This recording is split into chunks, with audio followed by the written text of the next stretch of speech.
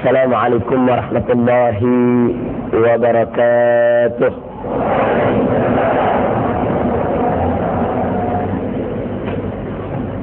Bismillah walhamdulillah wala hawla wala quwata illa billah. Ashhadu an la ilaha illallah wahdahu la syarika lah. وأشهد أن سيدنا محمدا عبده ورسوله. اللهم صل وسلم وبارك على سيدنا وحبيبنا وشفيعنا ومولانا نبينا محمد وعلى آله الطاهرين الطيبين وأصحابه الغر الميامين من تبعهم بإحسان إلى يوم الدين.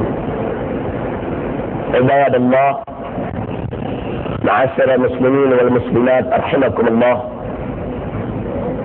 في هذه المناسبة السعيدة وبمثل هذا الاجتماع المبارك أوصيكم جميعا ونفسي بتقوى الله. واعلموا أن الله سبحانه وتعالى أمرنا بالتقوى، فقال تعالى في كتابه العزيز: أعوذ بالله من الشيطان الرجيم، بسم الله الرحمن الرحيم، يا أيها الذين آمنوا اتقوا الله حق تقاته ولا تموتن إلا وأنتم مسلمون. وقال نبينا محمد صلى الله عليه وسلم: عليك بتقوى الله فإنها دماء كل خير. صدق الله وصدق رسول الله صلى الله عليه وسلم وبلغ الدعوة وأدى الأمانة ونصح الأمة وجاهد في سبيل الله حق جهاده. فنسأل الله سبحانه وتعالى أن يهدينا إلى صراطه المستقيم ويجعلنا من المتقين ويدخلنا جنته جنة النعيم بحق سيد المرسلين، والحمد لله رب العالمين. تقبل الله منا ومنكم. Kepada para habaib, para kiai, para muallim, para asatidah, para guru, para tokoh dan sesepuh yang sama kita cintai dan kita muliakan, wabil khusus kepada segenap pimpinan dari Dewan Pimpinan Pusat Front Pembela Islam maupun pimpinan dari Markas Besar Laskar Pembela Islam yang hadir bersama kita pada kesempatan yang berbahagia ini.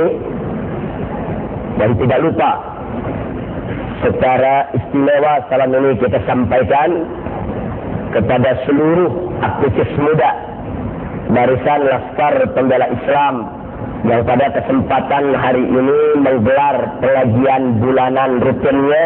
Nah, kemudian akhirnya salam ini kita sampaikan kepada seluruh kaum muslimin dan muslimat, hadirin dan hadirat rahimakumullah.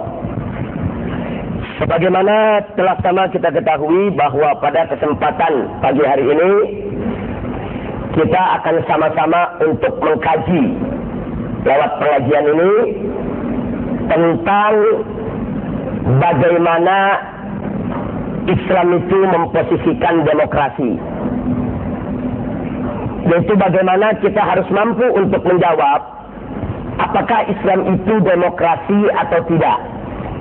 Nah, jadi ini perlu diluruskan karena selama ini banyak hal-hal yang sebetulnya tidak perlu terjadi andaikan kita mau sedikit lebih mendalami dan lebih memahami tentang apa itu Islam sebagai agama kita dan sebagai suatu tatanan sistem kehidupan yang begitu sempurna. Nah, baiklah, untuk menyingkat waktu perlu saya sampaikan di sini bahwa ya, kita tidak memungkiri bahwa Islam dan demokrasi memiliki banyak persamaan.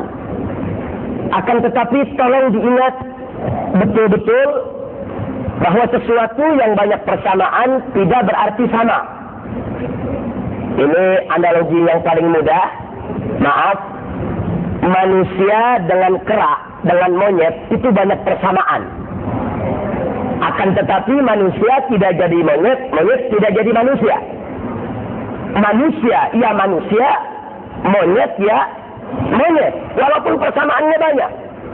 Nah, jadi jangan hanya karena faktor adanya persamaan, kemudian begitu mudah kita samakan. Jangan mengatakan Islam itu dengan demokrasi sama. Nah, ini yang akan kita kaji pada kesempatan, yaitu pagi hari ini, untuk kita paparkan, yaitu apa yang perlu dipaparkan agar kita ke depan lebih mengerti tentang apa itu Islam dan apa itu demokrasi, sehingga masing-masing bisa kita tempatkan pada posisi yang sebenarnya, insya Allah. Nah, baiklah, untuk mengetahui hal itu, terlebih dahulu kita lihat tentang arti demokrasi. Demokrasi ini berasal dari bahasa Yunani, di mana terdiri dari dua kata Yunani, yaitu demos dan kratos. Demos artinya asy'ab, rakyat, bangsa, sedangkan kratos artinya hukum. Jadi demos, kratos artinya adalah hukum rakyat. Oleh karenanya, demokrasi itu didefinisikan sebagai hukum dari rakyat, oleh rakyat, untuk rakyat. Ini pengertian demokrasi. Jadi demokrasi itu tidak bisa kita artikan bahwa demokrasi mengklaim kalau demokrasi itu adalah musyawarah. Karena begini saudara, sebelum saya lanjutkan, kadang-kadang ada umat Islam kalau kumpul musyawarah, apa dia bilang? Ini kita musyawarah yang demokratis ya. Saya sedih sekali kalau ada ungkapan begitu saudara. Kenapa kita katakan kita musyawarah yang demokratis ya? Musyawarah itu bukan ajaran demokrasi. Musyawarah itu ajaran Islam. Wallahu subhanahu wa ta'ala qala wa amruhum syura bainahum. Jadi urusan mereka itu adalah musyawarah di antara mereka. Jadi musyawarah merupakan ajaran Al-Quran, musyawarah merupakan ajaran As-Sunnah, musyawarah merupakan ajaran Al-Quranul Karim. Nah, yang tepat, kita jangan katakan, yuk kita musyawarah yang demokratis. Tidak. Yang tepat, yuk kita musyawarah yang Islami. Jadi bukan yang demokratis, yang Islami. Nah, supaya jangan sampai kita hilangkan kalau musyawarah ini merupakan ajaran Islam. Kalau kita katakan, yuk kita musyawarah yang demokratis, ini sepertinya musyawarah itu merupakan bagian daripada ajaran demokrasi, dan seolah-olah demokrasi yang melahirkan musyawarah. Jadi dalam demokrasi yang berdaulat adalah rakyat. Nah, lalu bagaimana dengan Islam? Ternyata dalam Islam itu yang berdaulat bukan rakyat, saudara. Yang berdaulat bukan manusia. Yang berdaulat itu adalah kekuasaan Allah. Dan di dalam Islam itu hukum bukan dari rakyat, hukum bukan dari manusia, tapi hukum berasal dari Allah. Islam hukumnya dari Allah, demokrasi hukumnya dari manusia. Karena itu tidak mungkin bisa dikatakan kalau Islam itu dengan demokrasi sama. Karena sumbernya saja sudah berbeda. Islam berasal dari sumber wahyu ilahi yang begitu suci, yang tidak ada celah dan kekurangannya. Sedangkan demokrasi bersumber dari akal manusia yang sempit, yang terbatas, yang penuh celah, cacat, dan kekurangan. Tidak mungkin Islam yang begitu sempurna bisa disamakan dengan demokrasi yang penuh cacat, celah, dan kekurangan.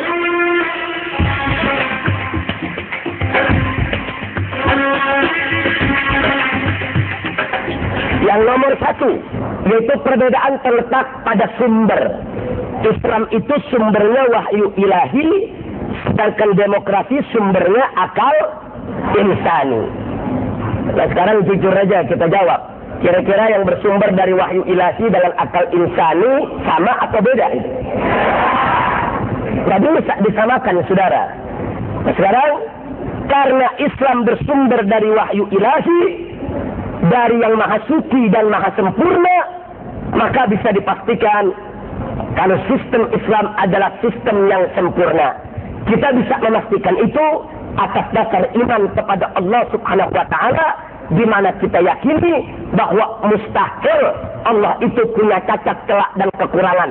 Mustahil kalau Allah itu tidak sempurna. Allah maha suci dan maha sempurna.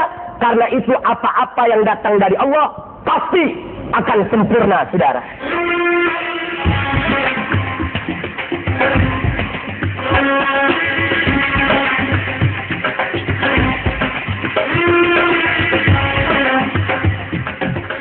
Karena Islam tadi sumbernya adalah wahyu ilahi, maka yang dijadikan pedoman dalam sistem Islam tidak lain dan tidak bukan adalah Al-Quran dan As-Sunnah.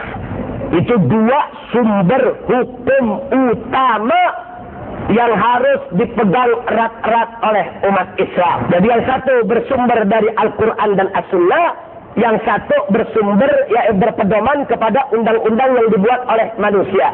Sekali lagi, ini menjadi jelas bagi kita bahwa Islam tidak bisa disamakan dengan demokrasi.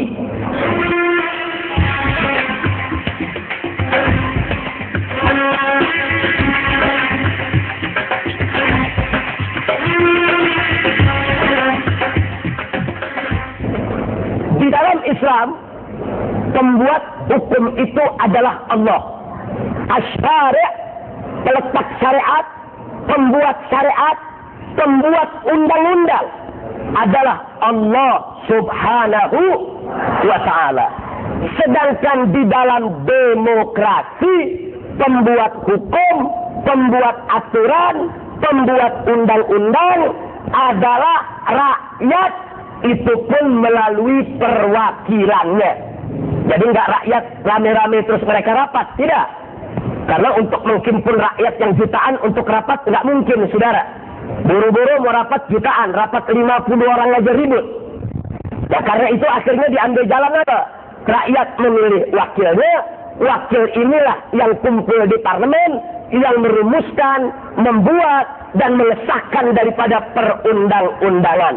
Jadi beda. Di dalam Islam pembuat undang-undang adalah Allah, sedangkan dalam demokrasi pembuat undang-undang adalah wakil-wakil rakyat.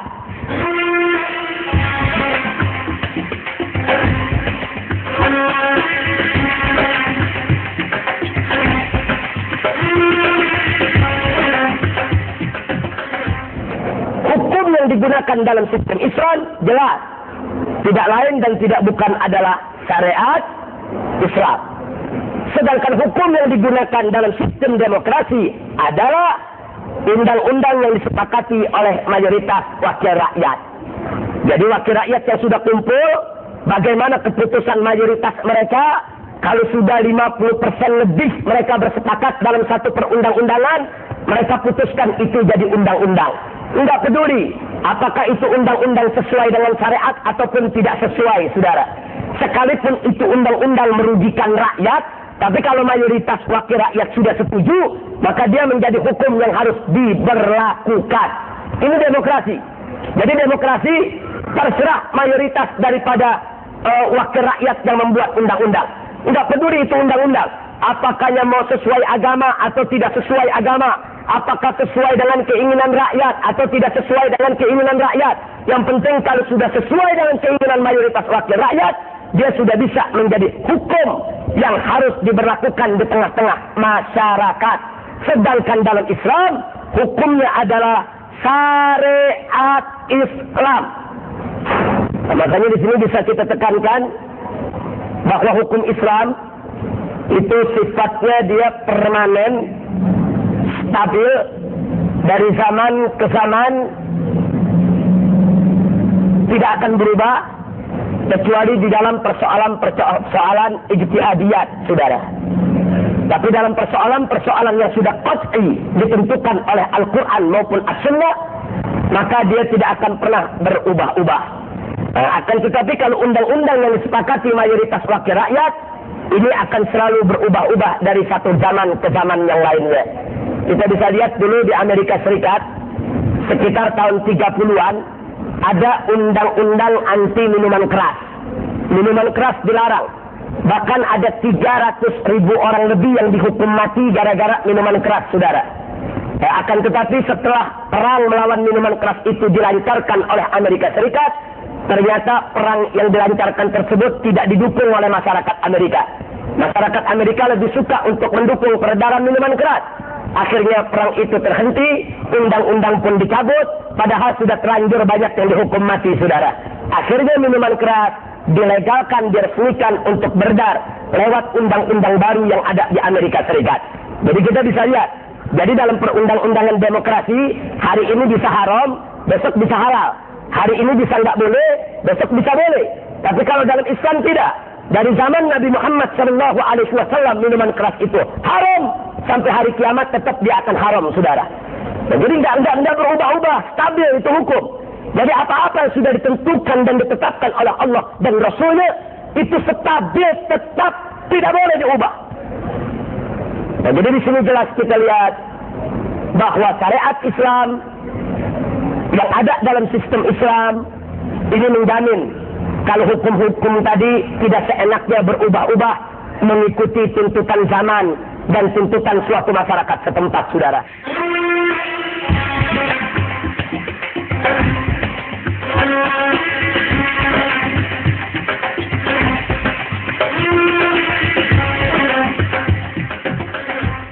Nah, karena tadi kita katakan syariat Islam ini hal-hal yang sudah qat'i dari Allah dan Rasulnya tidak boleh diubah, maka penghapusan hukum tidak akan pernah ada di dalam sistem Islam, saudara.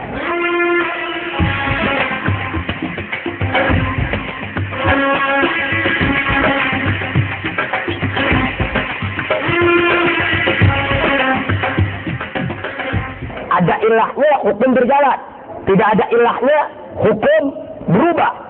Nah, jadi kita bisa lihat di sini, contohnya yang nggak usah jauh-jauh lah.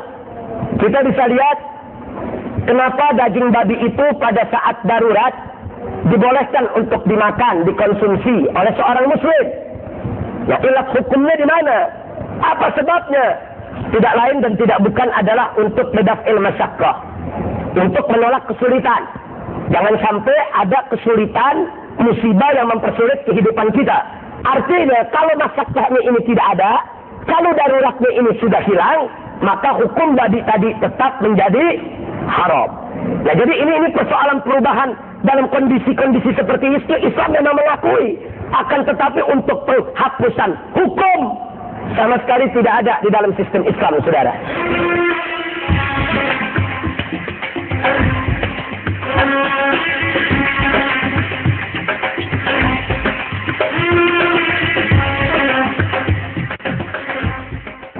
Pengambilan hukum untuk menentukan perundang-undangan, maka di tengah umat Islam yang berlaku adalah pengambilan dalil syar'i yang terkuat.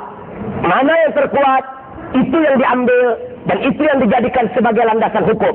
Nah, jika terjadi khilaf di antara para fuqaha, maka baru diambil mayoritas fuqaha. Tolong diingat, mayoritas fuqaha dengan mayoritas wakil rakyat beda.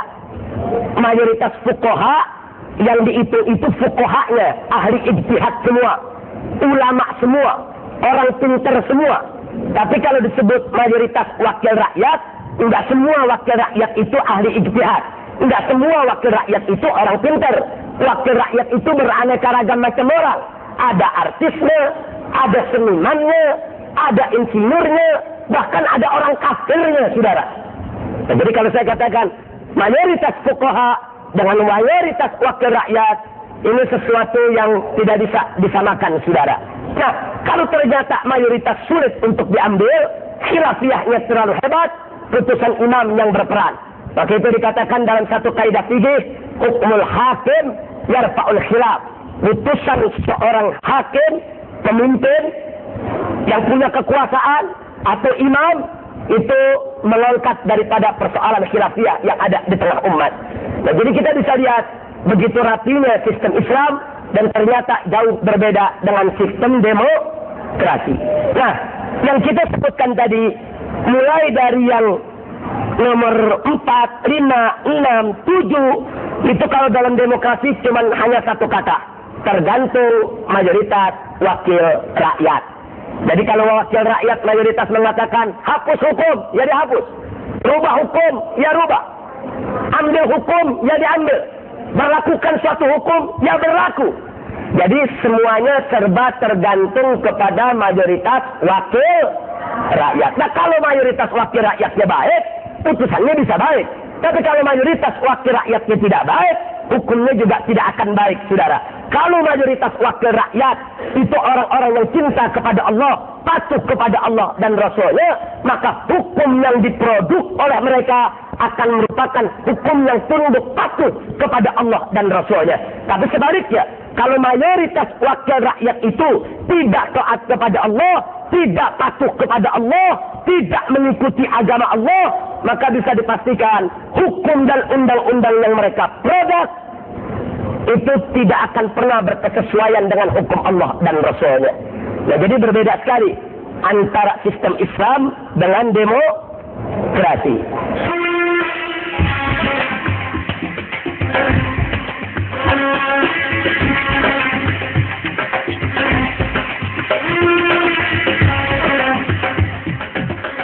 Dalam penyelesaian masalah, Islam jelas menjunjung tinggi musyawarah. Syuro. Lalu bagaimana dengan demokrasi? Musyawarah dalam demokrasi cuma lip service doang, saudara. Musyawarah dalam demokrasi itu cuma pemanis saja. Karena ujung-ujungnya dalam demokrasi yang diusung tinggi-tinggi adalah voting, pemungutan suara. Jangan lupa. Jadi di dalam sistem demokrasi itu yang dieluk-elukan, yang diusung, yang dipuja-puja adalah voting, pemungutan suara. Jadi artinya di sini berbeda. Kalau musyawarah dalam Islam itu bukan sekadar pemanis, bukan lip service, tapi betul-betul harus bermusyawarah. Adu argumentasi, sampaikan hujah masing-masing. Mana nanti yang bisa meyakinkan, yaitu yang bisa meyakinkan umat atau ulama dalam hal ini yang mengambil keputusan bahwa pendapatnya adalah benar, pendapat itu yang akan diambil, yaitu sebagai keputusan untuk menyelesaikan masalah. Makanya kita bisa lihat itu bahwa sepanjang sejarah daripada Khulafa Ar-Rasyidin, bahkan dari zaman Nabi alaihi salatu wassalam, itu keputusan-keputusan tidak pernah diambil lewat voting, saudara. Tidak ada itu lewat voting, saudara. Yang diambil bukan lewat voting, bukan, tapi selalu diambil lewat musyawarah. Walaupun musyawarahnya harus alot, walaupun musyawarahnya harus ngotot, mau sebulan, mau 2 bulan, mau 3 bulan, dari betul-betul tegakkan itu musyawarah sampai mendapatkan keputusan yang final. Nah, jadi kita bisa lihat, lalu kapan voting itu dibolehkan dalam Islam? Kalau tingkat daruratnya nggak bisa lagi dihindarkan, bisa terjadi pertumpahan darah. Oh, musyawarah udah mentok. Kalau nggak di-voting bisa pertumpahan darah, bisa perang, bisa bunuh-bunuhan. Kalau sudah darurat betul, baru voting bisa dilakukan. Jadi voting itu dibolehkan dalam Islam, ibarat daging babi, saudara. Artinya daging babi itu dibolehkan kepada kita pada saat sangat terpaksa. Begitu juga voting hanya dibolehkan di tengah-tengah kita kalau sudah sangat-sangat terpaksa. Jadi dalam Islam itu yang harus didorong adalah syuro, musyawarah, bukan voting, saudara. Sedangkan dalam demokrasi, musyawarah itu hanya lip service saja. Yang penting udah musyawarah, karena nggak ada kesepakatan, maka diambillah voting, saudara. Nah, itulah sistem yang ada di demokrasi, berbeda dengan pandangan Islam terhadap urgensi daripada musyawarah itu sendiri.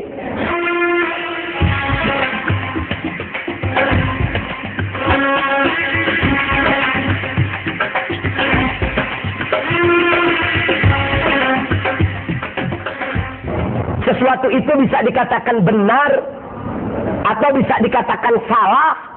Itu bagaimana pandangan Islam dan demokrasi. Ini menarik, saudara. Ternyata dalam Islam sesuatu itu bisa dikatakan benar atau salah, tolok ukurnya adalah syariat. Kalau syariat katakan benar, benar. Kalau syariat katakan salah, salah. Jadi tergantung bagaimana syariat itu memutuskan, itulah kita bisa putuskan sesuatu itu benar atau salah. Berbeda dengan demokrasi. Demokrasi itu menilai sesuatu itu benar atau salah, yaitu tergantung mayoritas wakil rakyat. Jadi kalau mayoritas wakil rakyat di parlemen menyetujui bahwa laki boleh kawin sama laki, homoseks. Kalau sudah disetujui sebagai undang-undang, berarti kalau besok ada laki kawin sama laki, itu dinyatakan benar berdasarkan undang-undang.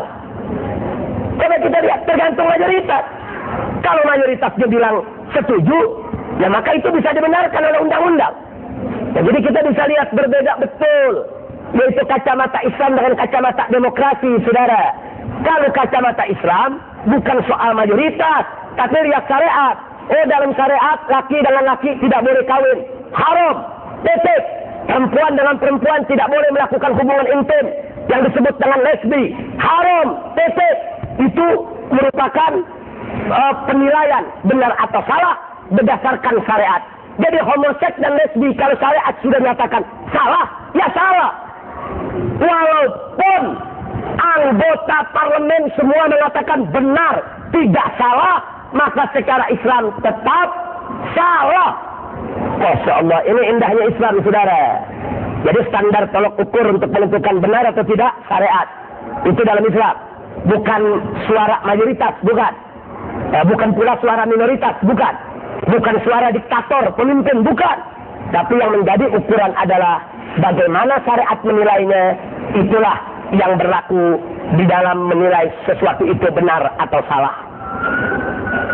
Tentunya jangan kaget, di beberapa negara Eropa itu perkawinan lesbi dengan homoseks diizinkan dan dibenarkan dan diajukan ke catatan sipil, saudara. Kenapa? Karena sudah disetujui sebagai undang-undang oleh para wakil rakyat mereka. Karena mayoritas wakil rakyatnya setuju, maka itu dipandang bukan satu pelanggaran, bukan tindak pidana, bukan kejahatan, dan itu dianggap oleh mereka sebagai hak asasi manusia. Akhirnya undang-undang membenarkan, dan jadilah homoseks dan lesbi itu pemandangan biasa, bahkan dibenarkan oleh undang-undang, dan laki kawin dengan laki, perempuan kawin dengan perempuan, mereka berikan, yaitu buku catatan sipilnya, sebagai tanda pengesahan dari pihak penguasa, saudara. Mudah-mudahan hal semacam ini tidak terjadi di Republik Indonesia. Amin. Tapi kalau ditanya kira-kira di Indonesia mungkin terjadi gak? Kalau bicara mungkin, saudara. Kenapa? Karena Indonesia pakai demokrasi. Nah, kalau besok wakil rakyatnya setuju, mau bilang apa kita? Kalau besok wakil rakyatnya mayoritas mengatakan setuju, lesbi boleh, homoseks boleh, diizinkan, bukan kejahatan, tidak melanggar daripada peraturan, nah, maka itu bisa terjadi. Saya kasih bukti, saudara. Hubungan intim suka sama suka dalam KUHP itu dianggap bukan tindak pidana. Itu dianggap bukan kejahatan.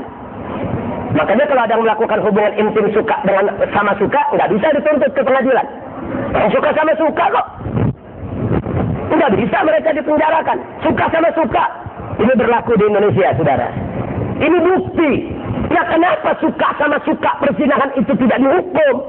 Karena mayoritas wakil rakyat di DPR kita itu sudah mengesahkan KUHP-nya untuk diperundang-undangkan, untuk dijadikan sebagai landasan hukumnya. Masya Allah. Tapi coba kalau kita pakai Islam, kira-kira hubungan suka sama suka di luar nikah, zina bukan? Tindak kejahatan bukan? Tindak pidana bukan? Satu kesalahan bukan? Kesalahan. Itu kalau kita pakai Islam, saudara, nggak peduli. Manusia sedunia lagi mengatakan itu boleh. Tapi kalau syariat sudah mengatakan haram, itu salah, tetap salah. Nah ini sebagai bukti, makanya jangan kaget. Sistem demokrasi di Indonesia bisa saja. Besok lesbi boleh, homoseks boleh.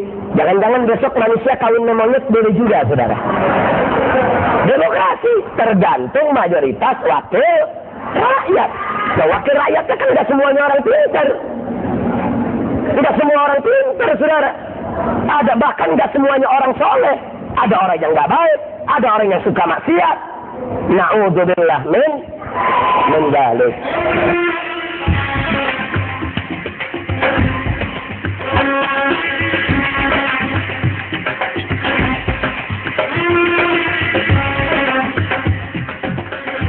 Mayoritas yang diperhitungkan dalam pengambilan hukum di sistem Islam itu ahlul ikhtisas.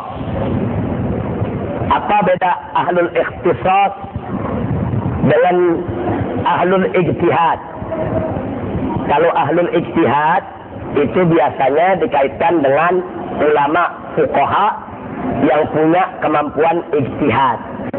Sedangkan ahlul ikhtisas pengertiannya lebih umum. Itu orang-orang yang pandai dalam bidang keilmuannya masing-masing. Jadi ahlul ikhtisas itu bisa ahli ekonomi, bisa ahli perbankan, bisa ahli teknologi, nah termasuk juga ulama. Nah jadi ini yang dimaksud. Nah di dalam Islam pengambilan suatu hukum, kita membuat hukum perpajakan, kita membuat hukum perbankan, yang di dalam Al-Quran dan di dalam As-Sunnah belum dibahas secara detail. Nah maka yang boleh untuk membuat hukum adalah ahlul ikhtisas, undang ulama yang ngerti soal agamanya, mujtahidnya undang ahli ekonominya, undang ahli perbankannya, undang ahli sosiologinya dan lain sebagainya, duduk sama-sama.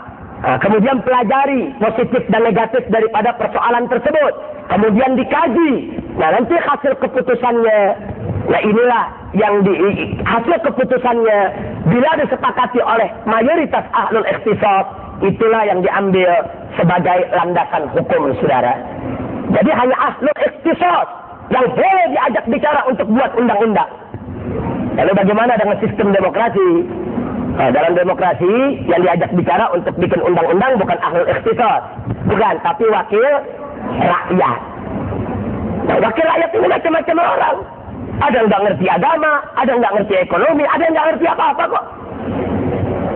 Nah, mereka ini diajak bicara untuk membuat undang-undang. Atau dalam spektrum yang lebih luas lagi, kita bisa lihat dalam sistem demokrasi, saudara, kadang-kadang rakyat yang nggak ngerti apa-apa dilibatkan juga untuk memilih seorang pemimpin. Mari kita lihat besok pemilihan presiden langsung, semua rakyat boleh milih satu orang satu suara. Artinya apa? Dalam pemilu tersebut suara ulama sama suara pelacur sama. Ada bedanya? Saya tanya, ada bedanya nggak?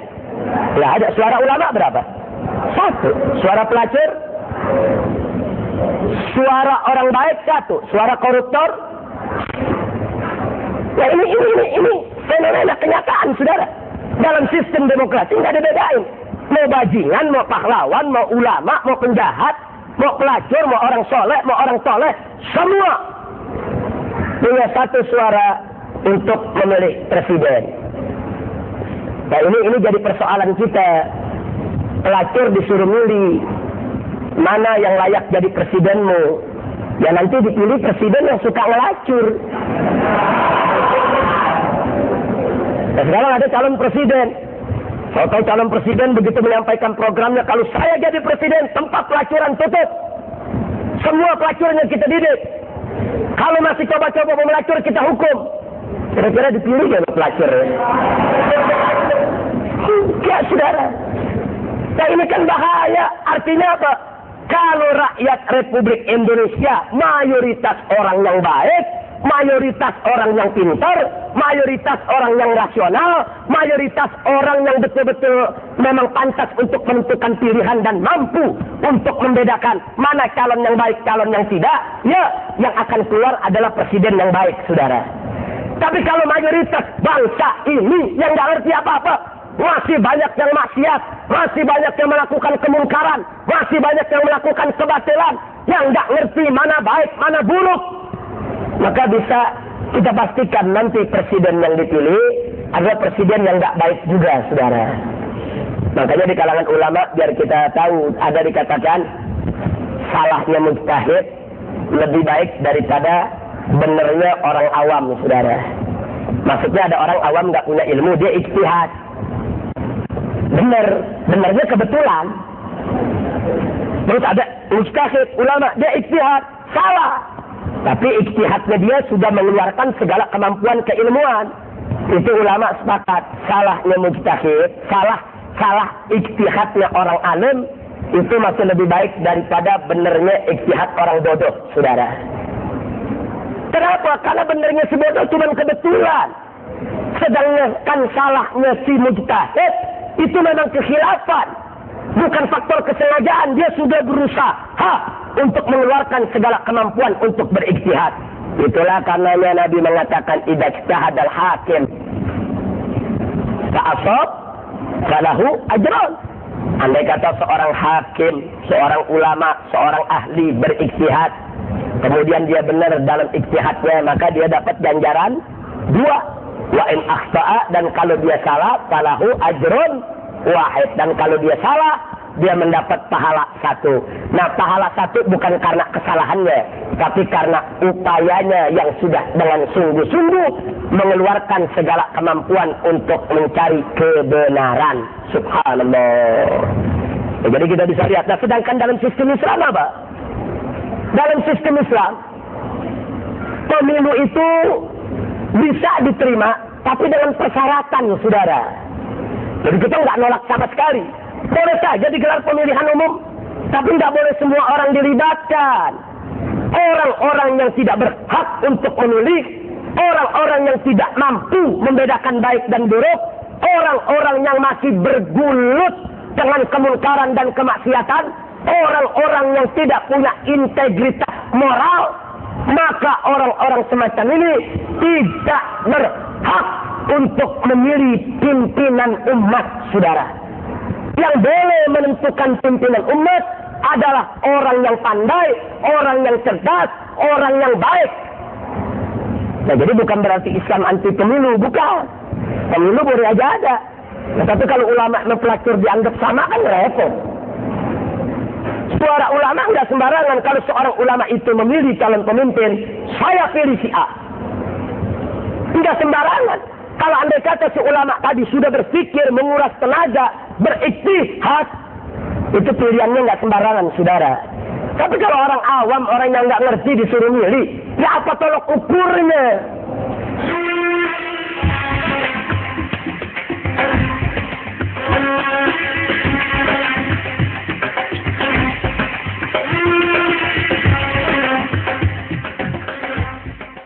Dalam Islam, kewajiban negara adalah menjaga maslahat umat manusia dengan penerapan syariat Islam di tengah masyarakat.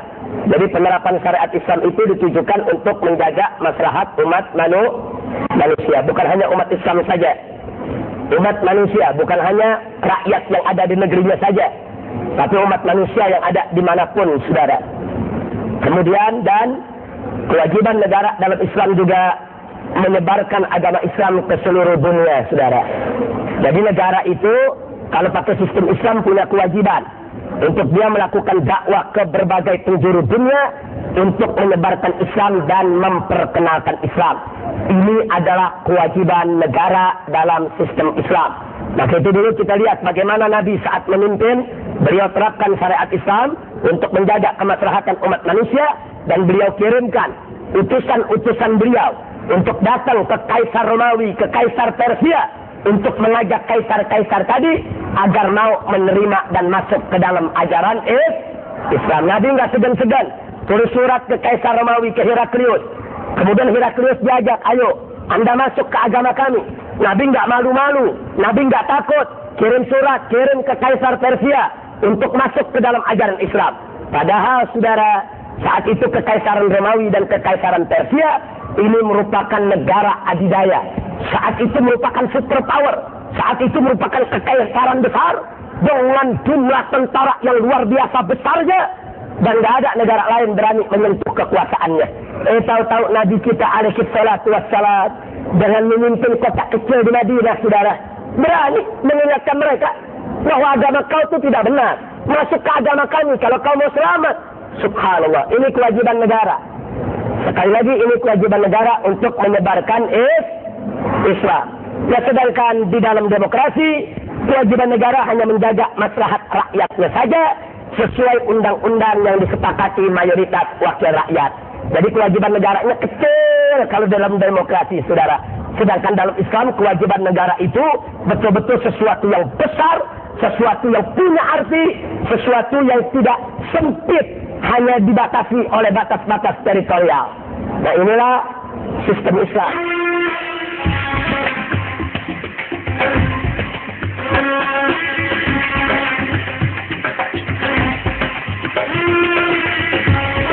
Dalam Islam semua itu kewajiban, saudara. Kewajiban setiap penduduk negeri untuk melakukan kritik, untuk melakukan kontrol sosial, untuk mengemukakan pendapat, untuk mengawasi jalannya hukum, untuk bekerja mencari nafkah yang halal dalam rangka menghidupi dirinya dan keluarganya. Jadi dalam Islam ini kewajiban, wajib. Berarti kalau dikatakan wajib boleh ditinggalkan tidak? Nah, lalu bagaimana dalam demokrasi? Demokrasi mengatakan kritik, mengemukakan pendapat, pengawasan hukum, bekerja, semua itu bukan kewajiban, tapi hak. Apa bedanya kalau disebut hak, saudara? Kalau disebut hak, mau kritik boleh, enggak kritik juga boleh. Hak saya mau kritik boleh, enggak kritik juga enggak apa-apa. Hak saya mau kontrol itu jalannya pemerintahan boleh, saya enggak kontrol, enggak apa-apa. Bekerja, saya mau kerja boleh, saya mau nganggur juga boleh. Itu hak pribadi saya. Demokrasi melihat ini hak, tapi Islam melihat ini bukan hak, ini kewajiban, saudara.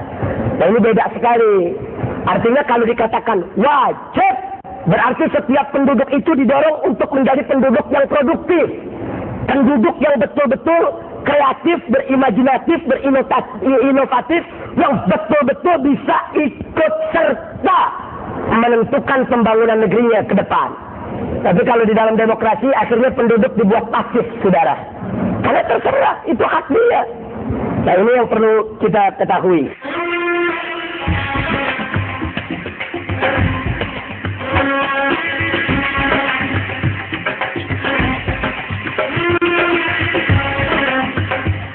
Di dalam Islam, bahwa hak pria dan wanita sama dalam sosial politik di dalam setiap urusan, kecuali dalam urusan imam negara, saudara. Kalau imam negara di Indonesia itu siapa? Presiden. Di luar itu, perempuan dan laki-laki punya hak sosial dan politik yang sama. Sedangkan dalam demokrasi, bahwa perempuan dan laki-laki punya hak yang sama, total, mutlak di dalam seluruh aspek sosial dan politiknya. Tidak ada perbedaan, tidak ada pengecualian, sekalipun dalam urusan imam negara. Makanya jangan kaget, kenapa Megawati Soekarno Putri di Indonesia bisa jadi presiden? Karena Indonesia pakai demokrasi. Demokrasi boleh, saudara. Tapi kalau kita pakai sistem Islam, tidak. Itu tidak diperkenankan untuk kaum wanita karena alasan-alasan syar'i yang telah ditetapkan oleh Al-Quran dan As-Sunnah. Tapi dalam luar itu, maka sama hak sosial politik pria dan wanita.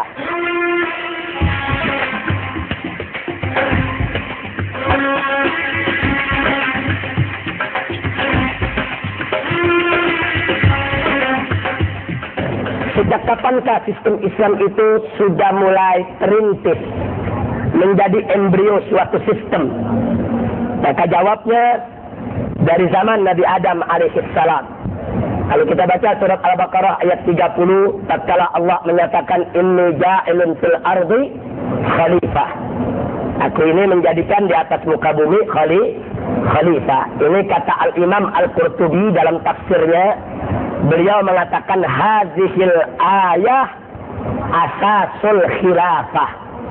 Ayat inilah yang menjadi landasan hukum khilafah, dan ini merupakan asal muasal daripada sistem khilafah yang merupakan sistem Islam.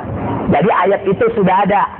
Kita lihat Allah ceritakan khilafah dari mulai penciptaan Nabi Adam alaihissalam. Artinya embrio sistem khilafah dalam Islam sudah ada semenjak zaman Nabi Adam alaihissalam.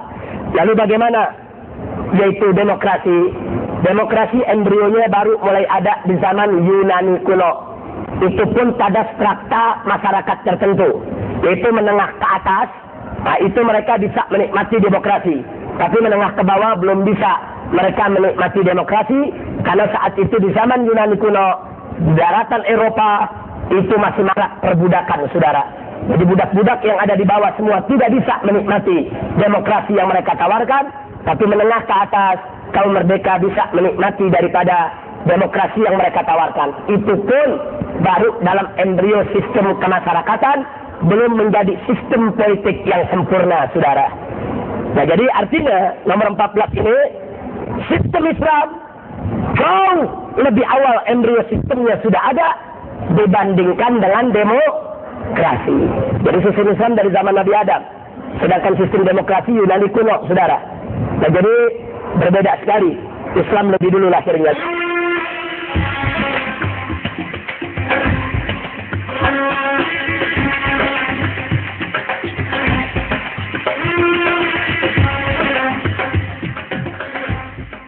Lalu kapan sistem Islam itu menjadi sistem yang sempurna, dipakai sebagai satu sistem politik dalam bernegara? Maka mulai terjadi di zaman Nabi kita Sayyiduna Muhammad Sallallahu Alaihi Wasallam, di mana Nabi kita tahu hidup di antara tahun 571 sampai 632 Masehi.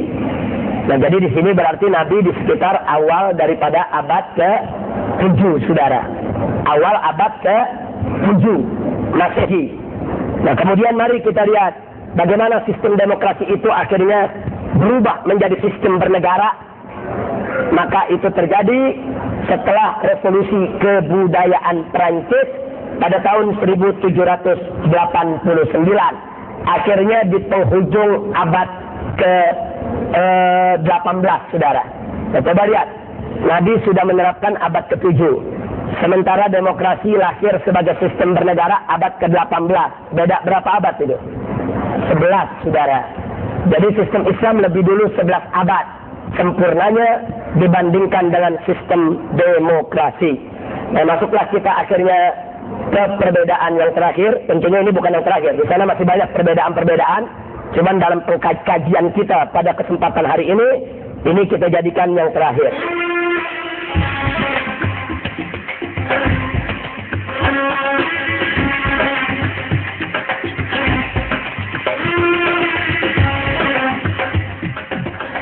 Maka dalam pandangan Islam, agama dan negara tidak bisa dipisahkan, saudara.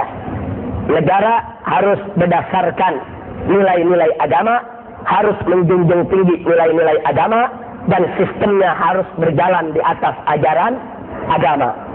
Karena dalam Islam, sistem apapun yang tidak menjunjung tinggi nilai-nilai agama, yang tidak berjalan di atas dasar agama, maka sistem itu akan ditujukan untuk kepentingan pribadi, kelompok, atau golongan. Tapi kalau sistem itu menjunjung tinggi nilai-nilai agama, maka sistem itu akan ditujukan untuk maslahat umat manusia secara keseluruhan. Lalu bagaimana dengan demokrasi? Demokrasi dipisahkan. Agama dan negara tidak boleh disatukan. Agama, negara. Urusan agama tidak boleh dicampur adukkan dengan negara. Nah, sehingga kita bisa lihat, suatu negara yang berdasarkan Islam akan menjadi negara religius. Sedangkan suatu negara yang berdasarkan demokrasi akan menjadi negara sekuler, saudara. Nah, Indonesia termasuk negara yang berdasarkan demokrasi. Makanya jangan kaget bagaimana di banyak kesempatan kadang-kadang kalau kita minta tempat pelacuran ditutup, tempat perjudian ditutup, sebagaimana pengalaman Laskar. Apa jawab para pejabat? Ini bukan negara Islam, ini bukan negara agama. Itu selalu mereka lontarkan sebagai alasan, saudara. Nah, kenapa? Itu tadi, karena mereka anggap agama-agama, negara-negara tidak boleh dicampur adukkan. Nah, setelah kita jelaskan dengan panjang lebar perbedaan tadi, maka saya rasa sudah cukup jelas bagi kita bahwa Islam adalah suatu sistem dan demokrasi adalah sistem yang lain, saudara. Islam nggak boleh disebut demokrasi, dan demokrasi juga nggak bisa disebut Islam, saudara. Makanya kalau disebut Islam demokrasi atau demokrasi Islam, ini kadang-kadang kita sedih. Kok Islam ditempel-tempel sama demokrasi? Sepertinya Islam itu kurang. Sepertinya Islam itu tidak sempurna. Saya kasih contoh. Kalau ada seorang kawan, katakan yang bernama Udin umpamanya. Udin ini gaya pakaiannya gaya Michael Jackson. Pakaiannya, rambutnya, antingnya, gayanya. Orang-orang panggil dia Udin Jackson. Kenapa disebut Udin Jackson? Karena niru-niru Jackson.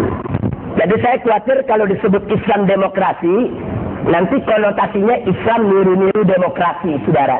Padahal kita sudah lihat perbedaan antara Islam dengan demokrasi sangat mendasar, sangat prinsip, di mana Islam tidak bisa untuk didemokrasikan.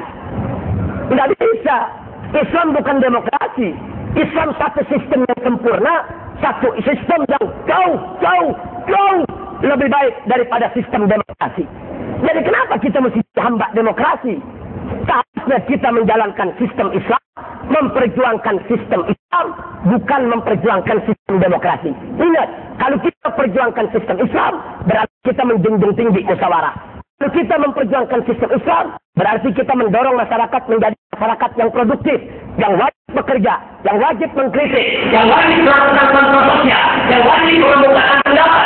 Kalau kita menggunakan sistem Islam, berarti kita mendorong masyarakat untuk patuh kepada syariat Allah, kepada syariat Nabi.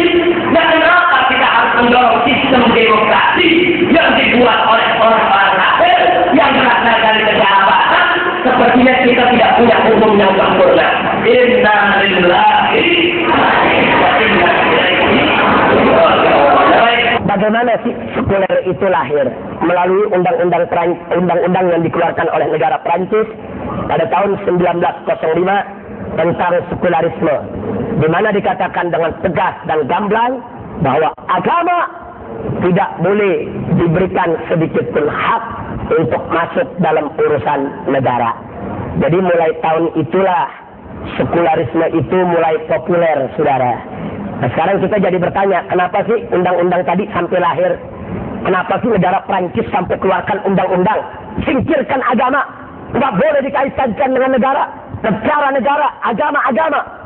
Ini pertama kali keluar dalam undang-undang Prancis tahun 1905. Artinya 100 tahun yang lalu, saudara. Baru 1 abad umurnya. Nah, kenapa ini bisa keluar? Kenapa ini bisa lahir? Saya akan bacakan atau akan saya sampaikan, saya paparkan pada kesempatan hari ini yang nanti akan membuat kita mengerti kenapa Barat begitu suka dengan sekuler, saudara, dan tidak suka dengan negara agama. Agama dalam arti kata agama yang mereka anut khususnya. Kenapa mereka menolak negara Kristen atau negara yang berdasarkan agama Kristen, dan mereka lebih membela yaitu sistem sekuler dengan mengusung demokrasi. Nah, mari kita lihat. Tercatat dalam sejarah,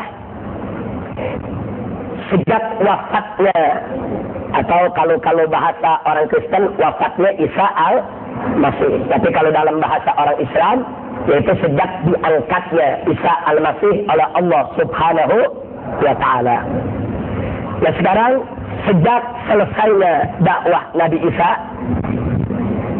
dan pengikut Nabi Isa bertebaran untuk menyampaikan dakwah, yang selanjutnya terjadi penyimpangan, penyelewengan, yang akhirnya lahirlah agama Kristen yang kita kenal saat ini. Tapi yang jelas Nabi Isa bukan Kristen, saudara. Semua nabi dari Adam sampai Nabi Muhammad adalah Islam. Jadi Nabi Ibrahim bukan Yahudi, bukan Nasrani. Al-Quran yang menyatakan. Nah, jadi sekali lagi, semua nabi Islam. Jadi jangan sampai bilang, oh Nabi Isa Kristen tuh, oh Nabi Musa Yahudi tuh. Tidak.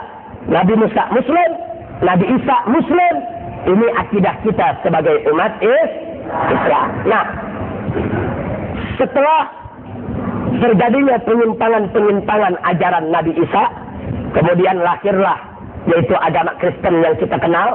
Saat itu agama Kristen masih menyatu, saudara, dan mereka masih merupakan ajaran moral yang tidak menyentuh urusan negara. Nah, tapi masuk di abad keempat Masehi, abad keempat Miladia, tahun 400-an, itu gereja mulai ikut campur urusan negara. Mereka mulai merintis, tapi belum punya negara. Mereka baru melakukan gerakan politik untuk mempengaruhi kebijakan-kebijakan yang lahir di berbagai negara. Nah, kemudian setelah itu baru masuk abad pertengahan, sekitar abad 10 Masehi, itu gereja berhasil menjadi negara, saudara. Sekali lagi, gereja berubah menjadi negara. Pengertian gereja menjadi negara artinya paus, atau dulu disebut baba. baba yang memimpin sebagai pimpinan tertinggi daripada gereja itu berhak untuk membuat undang-undang, untuk mengambil pajak, untuk membuat tentara, untuk menentukan kurikulum pendidikan, dan seterusnya. Bahkan mereka punya pasukan dan tentara. Artinya kekuasaan gereja berubah menjadi kekuasaan negara. Fungsi gereja berubah menjadi fungsi negara. Ini terjadi di abad-abad pertengahan, yaitu dari abad 10 miladiah dan seterusnya. Nah, kemudian yang menarik ingin saya sampaikan di sini, sepanjang kekuasaan gereja terjadi banyak penyimpangan perilaku para pimpinan gereja. Dan yang paling mencolok adalah bagaimana gereja menangkap, menyiksa, bahkan membunuh ribuan ilmuwan hanya gara-gara para ilmuwan membuat satu teori penemuan ilmiah yang dianggap bertentangan dengan kebijakan gereja. Mereka disiksa, mereka ditangkap, dipenjara, bahkan dibunuh, saudara. Nanti kita akan lihat siapa saja ilmuwan yang pernah disiksa oleh gereja, saudara. Nah, jadi tingkah laku ini membuat abad pertengahan di Eropa gelap. Artinya gelap, ilmu pengetahuan tidak maju di tengah-tengah mereka. Satu orang keluarkan teori ilmu pengetahuan baru, ditangkap oleh gereja, dipenjara, disiksa, dibunuh. Bahkan ada yang dibakar hidup-hidup, saudara. Dan ini real terjadi di sepanjang daripada abad pertengahan. Sampai-sampai di tahun 1616 miladiah, itu gereja menerbitkan daftar buku haram dibaca oleh jemaat gereja di seluruh negeri, saudara. Nah, di antara buku yang dilarang baca, buku Kopernikus. Karena Kopernikus itu dianggap memiliki teori penemuan ilmiah yang bertentangan dengan kebijakan gereja. Cuman Kopernikus nggak sempat ditangkap, beliau sudah wafat lebih dulu, tapi akhirnya bukunya dilaknat dan masuk di dalam daftar buku hitam yang dikeluarkan oleh gereja pada tahun 1616 miladiah. Jadi Anda bisa lihat bagaimana mereka begitu menguasai sampai ilmuwan nggak boleh seenaknya mengeluarkan teori apapun kecuali dengan izin gereja. Termasuk kalau kita lihat pada tahun 1437 itu Oxford University didirikan. Ternyata Oxford University yang didirikan saat itu tidak bisa berkembang, tidak bisa mengembangkan daripada ilmu pengetahuan. Kenapa? Karena kurikulumnya harus tunduk kepada kebijakan gereja, saudara. Nah, ini sebagai fakta sejarah. Nah, akhirnya apa? Ini menuai protes. Aktivis-aktivis gereja yang cerdas, yang pintar, melihat ada penyelewengan dilakukan oleh gereja, tindakan-tindakan yang dianggap tidak manusiawi, mereka protes, saudara. Di antaranya bisa kita lihat yang memprotes kebijakan-kebijakan gereja saat itu ada Martin Luther. Itu sekitar tahun 1483-an di Jerman. Kemudian ada Rick Zwingli, itu dia protes kekuasaan gereja, itu beliau ada di Swiss. Kemudian ada John Calvin di Prancis yang juga memprotes daripada kekuasaan gereja yang berlebihan. Yang pada akhirnya gerakan Martin Luther, Rick Zwingli dengan John Calvin melahirkan aliran baru yang kita sebut dengan aliran Protestan. Nah, jadi kenapa Protestan itu lahir? Dia protes. Dia tidak terima. Itu ajaran-ajaran gereja yang seperti itu. Termasuk Katolik mengajarkan pendeta tidak boleh kawin, ditolak oleh Protestan. Kemudian ajaran Katolik di zaman abad pertengahan mengeluarkan sertifikat pengampunan. Jadi barang siapa yang beli sertifikat, dosanya diampuni, saudara. Ini jadi kalau orang Islam sekarang ada yang begitu nih, niru-niru Baba Paulus ini. Nah, jadi ini terjadi, diprotes oleh Protestan. Termasuk keberadaan patung Bunda Maria dan patung Yesus Kristus yang mereka sebut, yang diadakan di gereja-gereja Katolik, kemudian disembah, itu juga diprotes oleh Protestan sebagai penyembahan terhadap berhala. Akhirnya Protestan ini protes, termasuk ini yang kita bicarakan tadi, bahwa ilmuwan tidak boleh ditangkap dengan karena teori penemuan ilmiahnya. Bahkan ilmu pengetahuan itu harus didorong. Nah, akhirnya pecahlah kekuasaan gereja pada saat itu, yang akhirnya menimbulkan gerakan-gerakan Protestan makin lama makin kuat, makin lama makin kuat, sampai akhirnya lahir revolusi kebudayaan Prancis pada tahun 1789.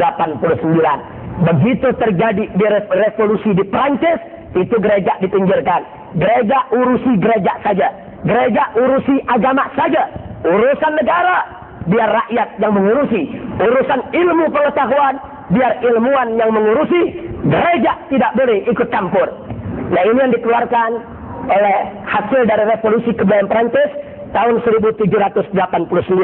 Kemudian gereja marah luar biasa, saudara.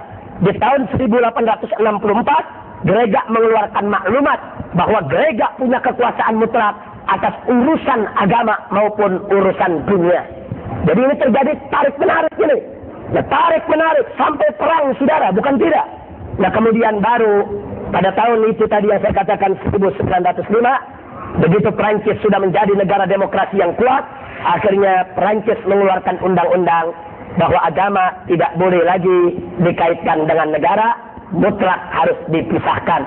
Jadi Prancis menjadi pelopor gerakan sekularisme, gerakan memisahkan agama dari negara. Ini disebut gerakan sekularisme atau yang kita sebut dengan gerakan sekuler. Nah, begitu mereka jadi negara sekuler, ilmuwan mulai hidup tenang. Mereka menyampaikan teori-teori penemuan ilmu pengetahuan mereka. Akhirnya mulailah Eropa itu berkembang sampai saat ini, saudara. Itulah sebabnya kenapa negara Barat begitu mengagung-agungkan demokrasi, begitu mengagung-agungkan sekuler, karena mereka pengalaman. Waktu mereka buat negara agama Kristen maksudnya, pada saat mereka membuat negara agama Kristen, di mana gereja yang berkuasa, ilmuwan mereka ditangkap, ilmuwan mereka disiksa, ilmuwan mereka dibunuh, mereka hidup dalam kebodohan, mereka pengalaman dan mereka trauma, saudara. Mereka nggak mau kembali ke negara agama lagi.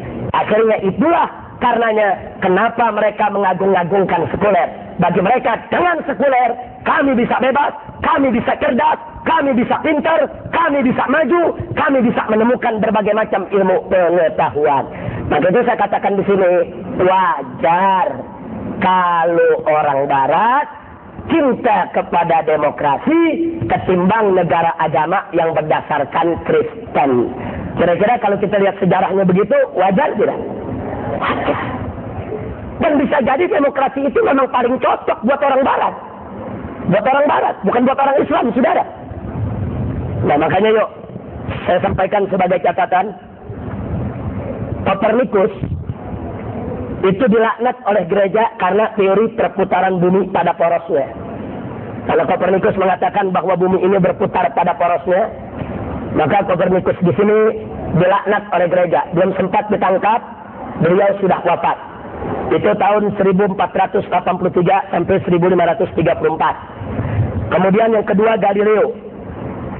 Galileo tahun 1615 itu ditangkap oleh gereja, diadili dan disiksa sampai dengan siksaan yang amat keji, keras, sampai akhirnya Galileo menarik segala teorinya, saudara. Jadi Galileo diminta taubat, batalkan dia punya teori. Nah, teori diantara yang dikeluarkan oleh Galileo adalah tentang teori bumi mengelilingi matahari, saudara. Jadi Galileo mencoba untuk mengembangkan daripada teori Kopernikus. Kalau Kopernikus tadi mengatakan bahwa bumi itu berputar pada porosnya, sedangkan Galileo itu lebih jauh lagi mengatakan bumi sekaligus juga mengelilingi matahari. Nah, kemudian Galileo juga mengatakan bahwa di angkasa sana, di galaksi sana, itu ada banyak planet-planet di luar yang disebutkan dalam Bible, di luar yang disebutkan Perjanjian Lama dan Perjanjian Baru. Nah, ini yang membuat Galileo ditangkap, disiksa. Akhirnya Galileo yaitu menarik semua pendapatnya dengan depan Bapa Paulus saat itu yang memimpin gereja, dibatalkan semua teorinya karena tidak sanggup untuk menanggung siksaan, saudara. Nah, jadi biar kita tahu itu. Kemudian Newton ini juga disiksa oleh gereja karena teori gravitasinya. Jadi karena teori gravitasinya, Newton ini disiksa, dipenjara tahunan oleh gereja karena dipaksa untuk mencabut dia punya daripada teorinya. Kemudian ada lagi Buffon yang membuat teori penciptaan bumi. Nah, ternyata Buffon ini juga disiksa oleh gereja dengan sedemikian parahnya. Dan ada satu kejadian yang membuat bulu kita merinding, saudara, yaitu Giordano Bruno.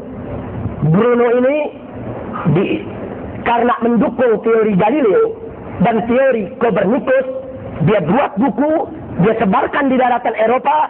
Akhirnya Bruno ini ditangkap oleh gereja, dipenjara selama 6 tahun, dan setelah dipenjara 6 tahun dibakar hidup-hidup.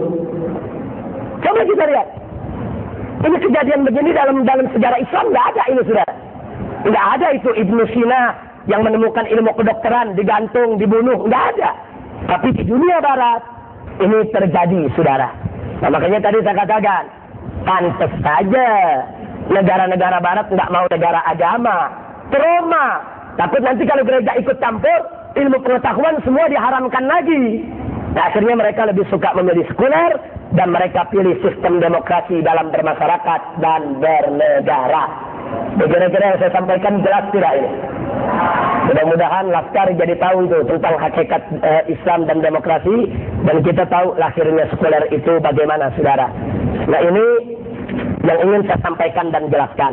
Nah, kesimpulan akhir yang ingin saya tandaskan di sini adalah, saudara, kalau demokrasi itu sesuai, cocok untuk dunia Barat, lalu bagaimana untuk dunia Islam? Jawabnya mudah saja.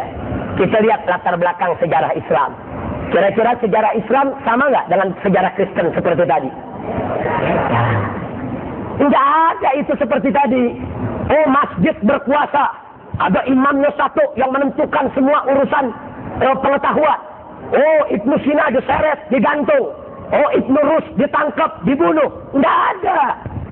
Bahkan Sultan Salahuddin Al-Ayyubi waktu menjadi raja, saudara, itu begitu ditemukan ilmu kedokteran makin maju, itu beliau punya istana Nasiriyah itu dirubah jadi rumah sakit, saudara. Sultan begitu lihat ada rakyatnya menemukan pengembangan ilmu kedokteran semakin luas, istananya dirubah, jadikan sebagai tempat pusat penelitian, jadikan sebagai rumah sakit untuk rakyat. Masya Allah, ini Islam yang ada. Jadi pemimpin dalam Islam justru mendukung ilmu pengetahuan. Makanya jangan kaget kalau kita lihat di kalangan Islam, yaitu ilmu kimia umpamanya, itu ditemukan oleh Jabir Ibnu Hayyan sekitar tahun 200 Hijriah, saudara. Coba kita lihat, Jabir Ibnu Hayyan itu peletak ilmu kimia. Kemudian masih ada lagi ilmu falak, itu yang diletakkan oleh Al-Battani, yaitu yang hidup di tahun 317 Hijriah. Kemudian masih ada lagi ilmu kedokteran. Yang populer bapak ilmu kedokteran adalah Ibnu Sina. Tapi kemudian lahir lagi dari kedokteran, ada seorang muslim yang membuka, yaitu ilmu bedah. Jadi pertama kali menemukan bedah manusia, itu adalah Az-Zahrawi pada tahun 427 Hijriah. Kemudian masih ada Khwarizmi yang menemukan ilmu aljabar, ilmu matematika, yang diteruskan oleh beberapa penerusnya sampai menemukan rumus cara mencari, yaitu keliling daripada lingkaran. Bagaimana rumus untuk menentukan keliling lingkaran? Bagaimana menemukan rumus, yaitu untuk menentukan rumus luas, yaitu suatu bola, dan seterusnya. Itu ditemukan oleh cendekiawan muslim. Masih ada Al-Qazwaini yang hidup tahun 682 yang menemukan ilmu geografi, yang membuat peta dunia. Nah, jadi coba kita lihat, saudara, ini bukan orang Barat yang menemukan, yang membuat peta dunia dan lain sebagainya. Al-Qazwaini yang pertama kali menemukannya. Nah, kenapa di Islam ilmu pengetahuan itu bisa berkembang dengan pesat? Karena agama Islam nggak pernah melarang, saudara. Makanya berbeda antara yang dialami Barat dengan yang dialami Islam. Kalau umat Islam mengalami seperti yang dialami Barat, begitu pakai Al-Quran, begitu pakai As-Sunnah, begitu pakai sistem Islam, ilmu pengetahuan dibantai, ilmuannya dibunuh. Bisa jadi kita katakan, jangan-jangan demokrasi cocok buat umat Islam, saudara. Tapi kenyataannya tidak. Umat Islam nggak pernah dilarang, ilmu nggak pernah dibantai, ilmuwan nggak pernah dibunuh oleh kekuatan sistem Islam. Bahkan mereka didukung, disupport, didanai, diberi kesempatan. Karena itu tidak ada alasan bagi kita untuk menukar sistem Islam dengan sistem demokrasi, saudara. Nah, ini kesimpulan akhirnya, bahwa demokrasi bisa jadi cocok buat Barat, tapi dia tidak akan pernah cocok buat umat Islam, saudara. Islam sudah punya tatanan nilai, sistem nilai yang begitu sempurna, dan kita tidak butuh dengan sistem-sistem yang lainnya. Alhamdulillahirabbil alamin. Nah, itu yang bisa saya sampaikan pada pemaparan yang cukup panjang lebar pada kesempatan hari ini.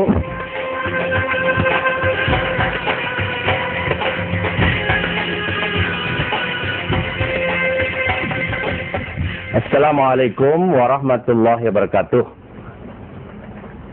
Saya perkenalkan nama saya Ramli Nawai, Ketua Umum Forum Arimatea. Nah, sekarang kami ingin bertanya, dalam perjuangan kita menegakkan syariat Islam, ya, bagaimana, apakah mungkin kita memanfaatkan demokrasi ini sebagai alat perjuangan untuk menegakkan syariat Islam? Saya kira hanya itu yang bisa kami tanyakan, dan mudah-mudahan ya penjelasan dari Habib akan dapat menjadi bahan bagi kami untuk juga kami akan jelaskan kepada umat yang lain secara luas. Saya kira itu yang dapat kami tanyakan. Assalamualaikum warahmatullahi wabarakatuh. Jazakumullahu khairal jaza. Satu pertanyaan yang singkat, padat, yang memang ini membutuhkan penjelasan secara komprehensif. Jadi setelah kita mengetahui apa itu Islam dan apa itu demokrasi, kemudian kita bisa lihat perbedaan-perbedaan yang begitu prinsipil antara keduanya, maka di sini kita harapkan bahwa kita akan lebih percaya, lebih yakin, iman kita makin mantap dengan sistem Islam yang merupakan bagian daripada ajaran syariat yang dibawa oleh Nabi Muhammad SAW. Nah, kalau kita sudah mengetahui sedemikian rupa, tentunya kita harus punya sikap yang jelas di dalam menghadapi sistem demokrasi. Karena dalam hal ini sebagaimana kita ketahui bahwa Allah Subhanahu wa taala berfirman dalam Al-Qur'anul Karim, faqala ta'ala, ya ayyuhalladzina amanu dkhulu fis-silmi kaffah. Hai orang-orang yang beriman, masuklah kamu sekalian ke dalam Islam secara kafah, secara menyeluruh. Artinya kita tidak boleh memeluk agama Islam, menjalankan syariat Islam ini secara separuh-separuh, secara parsial. Tapi kita harus menerima syariat Islam itu secara keseluruhan. Jadi jangan sampai ada seorang muslim yang di dalam sholat, puasa, zakat, haji, dia berpegang teguh kepada sistem Islam, kepada ajaran Al-Quran dan As-Sunnah. Sementara di dalam konsep bernegara, bermasyarakat, berbangsa, dia tinggalkan sistem Islam yang sudah diajarkan oleh Nabi SAW, yang sudah dituangkan di dalam Al-Quranul Karim dan As-Sunnah An-Nabawiyyah Syarifah. Nah, apalagi kita lihat dalam surat Al-Ma'idah, bagaimana Allah Subhanahu wa taala memberikan predikat, yaitu kepada orang-orang yang menolak hukum Allah, yang menolak sistem Islam dengan predikat kafir, zalim, fasik. Allah nyatakan di dalam surat Al-Ma'idah ayat 44 di akhir ayat, Allah Subhanahu wa taala qala, "Wa man lam yahkum bima anzalallah fa ulaika humul kafirun." Barang siapa yang tidak menghukum dengan apa yang diturunkan oleh Allah, maka mereka adalah orang-orang kafir. Sementara di akhir ayat selanjutnya, yaitu ayat 45 dari surat Al-Ma'idah, yaitu surat yang sama, Allah menyatakan, "Wa man lam yahkum bima anzalallah faulaika humudz zalimun." Barang siapa yang menghukum dengan yang tidak menghukum dengan apa yang diturunkan oleh Allah Subhanahu wa taala, maka dia adalah orang-orang yang zalim. Bahkan di dua ayat kemudian, yaitu di ayat 47 masih dalam surat yang sama, surat Al-Maidah, Allah nyatakan, "Wa man lam yahkum bima anzalallah faulaika humul fasiqun." Barang siapa yang tidak menghukum dengan apa yang diturunkan oleh Allah, maka mereka adalah orang-orang fasik. Na'udzubillah, kita berlindung kepada Allah Subhanahu wa taala daripada predikat-predikat yang Allah sudah nyatakan di dalam Al-Qur'anul Karim. Semoga kita tidak termasuk dalam golongan ini. Nah, selanjutnya yang ingin saya tekankan di sini, setelah kita membaca arahan dari Al-Qur'anul Karim, maka tidak perlu lagi ada alasan di antara kita untuk ragu-ragu di dalam memegang sistem Islam yang dibawa oleh Nabi alaihi salatu wassalam. Karena sistem Islam yang dibawa oleh Nabi ini bukan ideologi, akan tetapi ini merupakan akidah, syariat, dan akhlak. Nah, sementara demokrasi yang ditawarkan oleh orang-orang barat ini hanya merupakan ideologi. Karena ini merupakan hasil daripada akal insani, ini produk akal manusia, yang di sana sini banyak celah, banyak cacat, dan banyak kekurangan. Nah, karena itu sekali lagi kita katakan bahwa akidah itu jauh berada di atas segala macam ideologi. Nah, Islam bukan ideologi, Islam adalah akidah, syariat, dan akhlak. Nah, kembali kepada pertanyaan tadi. Jadi bagaimana cara kita memperlakukan demokrasi yang ada? Ya, kita harus perlakukan kalau demokrasi ini bukan sistem Islam. Nah, bagaimana memperlakukan sesuatu yang bukan dari Islam? Ya, kita tolak. Ini merupakan kewajiban kita bersama, bahwa setelah kita tahu apa itu Islam, apa itu demokrasi, kita tahu bagaimana indahnya Islam, dan bagaimana kekurangan yang ada di demokrasi, kewajiban kita bersama untuk berjuang terus. Bagaimana kita tegakkan sistem Islam, dan bagaimana kita harus menolak sistem demokrasi yang ada. Assalamualaikum warahmatullahi wabarakatuh. Setelah mendengar paparan Islam versus demokrasi dari Habib, perkenankan kami perkenalkan dulu, saya Sigit Ismunandar dari kalangan muda Muslim, ingin bertanya bahwa kita mengetahui sekarang di banyak negara Muslim demokrasi ini sudah menjadi idola. Nah, kenyataan seperti ini, lantas bagaimana kita menyikapinya? Kemudian semangat seperti apa yang mesti kita tanamkan sejak dini untuk menyikapi realita yang ada? Sekian, wassalamualaikum warahmatullahi wabarakatuh. Ya, terima kasih banyak. Ini kelihatannya pertanyaan ini lebih tajam, lebih kritis. Di mana memang secara ideal, tadi sudah kita nyatakan bahwa kita harus berpegang kepada akidah, bahwa tidak ada tawar-menawar, bahwa sistem Islam itu merupakan kewajiban kita untuk kita perjuangkan di dalam menegakkannya. Tapi memang kita tidak memungkiri bahwa realita yang ada saat ini di banyak negara kaum muslimin, ya termasuk negara Kesatuan Republik Indonesia ini, itu demokrasi sudah menjadi sistem berbangsa, sistem bernegara, bahkan bukan baru 1-2 tahun, tapi ini sudah lama ditanamkan jauh semenjak di zaman kolonial, imperialisme yang dibawa oleh Belanda ke kita punya negeri. Nah, sekarang bagaimana cara kita menyikapi realita yang ada? Sebelum saya jawab ini dan sebelum saya memaparkan bagaimana saya dan kawan-kawan khususnya yang ada di Front Pembela Islam untuk menyikapi persoalan ini, ada baiknya kita melihat dulu kelompok-kelompok di tengah umat Islam di dalam menyikapi persoalan tersebut, sehingga kita nanti bisa lebih objektif, kita lebih bisa menentukan sikap agar kita bisa lebih realistis melihat kenyataan yang ada. Jadi di tengah kaum muslimin ini ada sekian banyak kelompok, tapi yang paling populer itu ada 2 kelompok. 2 kelompok ikhwan kita yang masing-masing punya sikap tersendiri bagaimana cara memperlakukan demokrasi dan bagaimana cara menghadapi realita sistem demokrasi yang sudah berurat berakar di tengah masyarakat Islam saat ini. Sementara pada saat yang sama kita dituntut untuk meninggalkan sistem demokrasi dan harus menerima sistem Islam tanpa keraguan. Nah, baiklah, kita mulai dari kelompok yang pertama. Kelompok yang pertama melihat bahwa sistem Islam itu merupakan satu sistem yang sempurna dan wajib untuk diperjuangkan, untuk ditegakkan tanpa kompromi dengan sistem manapun yang ada, termasuk demokrasi. Artinya kelompok ini melihat bahwa kita tidak perlu memberikan sedikit pun celah kepada demokrasi, apalagi kita bekerja sama dengan demokrasi atau memanfaatkan demokrasi tersebut untuk menegakkan sistem Islam. Tidak, kelompok ini lebih suka konfrontasi dengan sistem demokrasi yang ada, di mana demokrasi itu dijadikan lawan, harus dilawan secara habis-habisan, dan syariat Islam, sistem Islam harus diperjuangkan secara habis-habisan. Soal kalah menang itu urusan belakangan.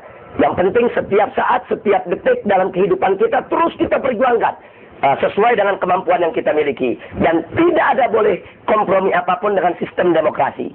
Nah, konsekuen daripada pemikiran kelompok pertama ini adalah munculnya pendapat atau satu kesimpulan hukum bahwa umat Islam tidak boleh membentuk partai walaupun namanya partai Islam dan berasaskan Islam di dalam sistem demokrasi. Karena manakala dia membentuk partai tersebut di dalam sistem demokrasi dan dia ikut di dalam pemilu, berarti dia sudah berinteraksi langsung dengan sistem demokrasi yang ada, otomatis dia ikut andil menyuburkan sistem demokrasi tersebut. Nah, sehingga konsekuensi daripada pemikiran kelompok pertama ini, umat Islam tidak boleh bikin partai, tidak boleh ikut pemilu, dan tidak boleh sama sekali untuk berinteraksi dengan sistem demokrasi, kecuali di dalam hal-hal yang tidak mungkin dihindarkan. Seperti pembuatan KTP, pembuatan paspor, itu juga merupakan bagian interaksi kita dengan sistem demokrasi yang ada. Nah, tapi itu bisa dimaklumi karena itu hal-hal yang tidak mungkin bisa dihindarkan. Tapi hal-hal yang masih bisa dihindarkan, seperti keterlibatan di dalam pemilu, di dalam parlemen, dan lain sebagainya, kelompok ini menolak sama sekali dan tidak boleh umat Islam terlibat dalam itu semua. Nah, kelompok ini populer kalau di zaman sekarang ini dipelopori oleh gerakan Hizbut Tahrir. Nah, ini Hizbut Tahrir ini pusatnya dulu ada di Syria, sekarang gerakannya lebih banyak ada di Yordania, tapi dia merupakan satu organisasi Islam yang bergerak memang secara internasional. Nah, Hizbut Tahrir lebih kurang dia punya pemikiran pendapat seperti ini. Artinya kita hanya boleh memperjuangkan secara habis-habisan untuk menegakkan syariat Islam, dan kita harus tutup pintu kompromi dalam bentuk apapun dengan sistem demokrasi. Nah, sementara kelompok yang kedua itu sebetulnya sepakat dengan kelompok yang pertama. Artinya sistem Islam itu harus diperjuangkan, wajib diperjuangkan sampai terbentuknya sistem khilafah Islamiyah alamiah. Nah, ini merupakan sesuatu yang tidak bisa ditolak karena ini sudah harga mati. Hanya saja kelompok kedua ini lebih realistis. Artinya dia tidak mau menolak daripada kenyataan yang ada. Artinya begini, mereka melihat bahwa memang kita wajib memperjuangkan sistem Islam itu sampai berhasil. Tapi dari mulai kita berjuang sekarang sampai berhasil, ini kan butuh proses waktu yang kita tidak bisa prediksi dari sekarang berapa lamanya. Bisa setahun, bisa 5 tahun, bisa 10 tahun, 20 tahun, bahkan bisa 50 tahun. Nah, kelompok ini melihat perjuangan ini harus tetap dilanjutkan dan harus tetap digerakkan. Harus tetap dilaksanakan ini perjuangan sampai terwujudnya sistem Islam yang sempurna di dalam suatu negara kaum muslimin. Akan tetapi mereka juga melihat selama proses perjuangan yang membutuhkan waktu ini, negara ini tidak boleh begitu saja diserahkan kepada orang yang zalim, orang yang fasik, apalagi kepada orang yang kafir. Nah, jadi kelompok ini melihat bahwa pada masa tenggang waktu sistem Islam itu diperjuangkan, maka harus ada cara, harus ada satu metodologi, harus ada satu mekanisme pola kerja daripada perjuangan Islam ini untuk menjaga di masa tenggang itu agar jangan sampai demokrasi ini kebablasan, jangan sampai kelewat batas, sehingga nanti akan menjadi penghalang besar bagi kelancaran perjuangan penegakan syariat Islam itu sendiri. Nah, sehingga mereka melihat boleh kita masuk ke dalam sistem demokrasi tersebut, tapi bukan dalam rangka untuk merestui atau meridhoinya, melainkan hanya sekedar untuk memanfaatkan, merem, bahkan kalau perlu menciptakan peluang-peluang bagaimana dan ke depan demokrasi yang ada tersebut bisa dimanfaatkan dan digunakan untuk menciptakan peluang-peluang dalam rangka memperlancar daripada gerakan penegakan syariat Islam atau untuk mewujudkan sistem Islam yang sempurna. Nah, karena itulah konsekuensi daripada pemikiran kelompok kedua, mereka melihat membentuk partai Islam boleh, ikut pemilu silakan. Tapi dengan catatan, bukan dalam rangka untuk merestui demokrasi, bukan dalam rangka untuk membenarkan sistem demokrasi, tapi hanya dalam rangka untuk memanfaatkan sistem tersebut di celah-celah yang bisa dimanfaatkan untuk menuju daripada penegakan syariat Islam secara kafah. Nah, ini yang perlu kita ketahui. Nah, kelompok kedua ini saat ini populer memang diamalkan, dilaksanakan, dipelopori oleh kelompok Ikhwanul Muslimin. Jadi Ikhwanul Muslimin yang didirikan oleh Al-Imam Hasan Al-Banna. Nah, ini pola pikirnya semacam ini, ya Ikhwan, yaitu lebih kurangnya seperti itu. Nah, jadi kalau kita sudah mengetahui sedemikian rupa, maka jelas di hadapan kita ada dua pola pikir, ada dua pemahaman, yang dua-duanya datang daripada gerakan Islam yang cukup masyhur, ternama, populer di dunia, yang selama ini terkenal bukan hanya sekedar mereka main konsep dan wacana, tapi betul-betul mereka dalam tataran praktek, mereka berjuang, bergerak di seluruh dunia untuk menegakkan sistem Islam secara sempurna. Nah, kalau kita sudah melihat kedua kelompok seperti ini, lalu bagaimana sikap kita untuk menyikapi daripada dua pendapat yang ada. Nah, saya melihat bahwa saya lebih suka di sini memang kita tidak pungkiri secara prinsip kelompok pertama itu lebih tepat. Secara prinsip. Artinya kelompok pertama ini secara prinsip memang dia lebih tepat, lebih idealis, dan lebih mendorong umat untuk semangat berjuang terus melakukan perlawanan terhadap sistem demokrasi yang sudah menggurita jaringannya di mana-mana. Nah, tapi secara strategi, ternyata kita tidak bisa memungkiri kalau kita hanya berpedoman kepada prinsip dan berjuang secara idealis, sementara kita tidak mau melihat realita yang ada, ini juga akan menjadi satu hambatan. Jadi secara realistis, strategis, kelompok kedua pun tidak salah. Kalau mereka ingin memanfaatkan sistem demokrasi dalam rangka untuk melancarkan proses daripada penegakan sistem Islam itu sendiri. Selama itu tidak dijadikan sebagai upaya pembenaran atau perestuan daripada sistem demokrasi yang ada. Nah, sehingga di sini saya hanya ingin menentukan sikap bahwa mana konsep yang lebih baik, mana pemikiran yang afdol, maka ini tergantung situasi dan kondisi di mana kita berada. Nah, kalau memang kita mendapatkan satu situasi, kita bisa melakukan perlawanan secara optimal terhadap sistem demokrasi, bahkan ya secara ekstrimnya kita bisa melakukan revolusi Islam lah. Nah, maka tentunya pemikiran yang pertama jauh lebih tepat. Nah, jadi karena pemikiran yang pertama ini pemikiran revolusioner. Jadi dia menginginkan perubahan secara drastis, secara spontan, secara radikal dan ekstrim, tapi ini memang yang terbaik kalau kita punya kemampuan untuk itu. Nah, tapi kalau ternyata kita tidak punya kemampuan, nggak mungkinlah kalau pundak kita hanya mampu mengangkat beban 50 kg, kemudian kita paksa dengan 200 kg. Nah, ini akan bukan saja akan membuat kita tidak mampu untuk menanggung beban tersebut, tapi juga akan bisa melukai dan menyakitkan kita. Nah, karena itu dalam hal ini bukan dalam arti kita tidak ingin sakit atau tidak ingin bersusah payah, tapi strategi itu juga harus digunakan. Kita harus ingat bagaimana zaman Rasulullah SAW, tatkala Nabi SAW diusir dari kota Makkah, kemudian beliau hijrah ke Taif, kemudian diusir lagi dari kota Taif, beliau tidak boleh masuk ke kota Taif. Lalu bagaimana cara Nabi masuk ke dalam kota Makkah kembali? Ternyata sejarah mencatat Nabi meminta perlindungan suaka politik dari seorang kafir, ya ikhwan. Nah, di sini jadi kita bisa lihat ternyata Nabi memanfaatkan sistem suaka politik yang dimainkan oleh masyarakat kafir Quraisy. Nah, kalau Nabi memanfaatkan sistem tersebut, bukan berarti Nabi membenarkan sistem kafir, bukan berarti Nabi membenarkan perlindungan di bawah orang kafir. Akan tetapi ya itulah situasi kondisi yang ada, strategi yang dimainkan oleh Nabi SAW, di mana beliau memanfaatkan celah yang ada dalam rangka untuk memperlancar proses dakwah beliau di kota Makkah untuk selanjutnya menyebarkan Islam ke seluruh dunia. Nah, jadi dengan kejadian ini kita lihat memang kita harus sedikit lebih fleksibel, kita harus lebih bisa menyesuaikan diri yang ada. Maka itu kalau kita tidak punya kemampuan dan kita bisa memanfaatkan sistem demokrasi, maka dalam kondisi semacam ini, di saat kita lemah, musuh begitu kuat, perlawanan yang harus kita lakukan, saya lebih suka untuk menggunakan pola pikir yang kedua. Nah, jadi mana yang afdal, mana yang bagus, itu tergantung situasi dan kondisinya. Jadi kita tidak bisa generalisir, pukul rata, bahwa dalam tiap kondisi pemikiran pertama yang afdal. Nggak bisa begitu. Nah, karena walau bagaimanapun juga, situasi dan kondisi itu sangat menentukan di dalam menciptakan satu peluang serta di dalam membuat satu strategi perjuangan. Nah, itu yang bisa kita sampaikan berkenaan dengan pertanyaan yang kedua yang saya pandang cukup tajam dan kritis. Nah, sehingga untuk selanjutnya di tataran praktek di negara Republik Indonesia ini, ya kita lihat saja situasi kondisi mana yang kira-kira pantas untuk kita lakukan. Kalau memang di Indonesia kita bisa revolusi Islam, gunakan pola pikir yang pertama.